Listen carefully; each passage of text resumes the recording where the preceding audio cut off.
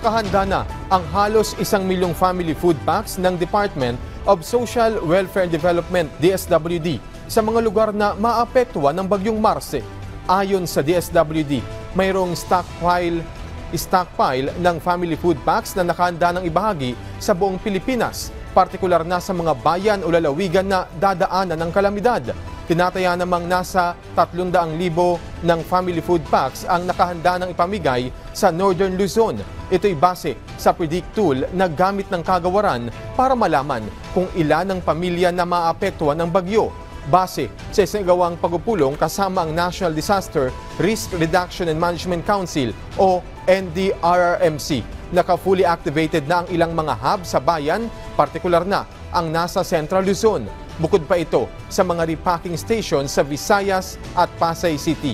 Samantala, patuloy pa rin ang kagawaran sa kanilang ipamahagi ng family food packs at tulong sa mga nasalanta ng bagyong Christine at Leon nitong mga nakaraang linggo.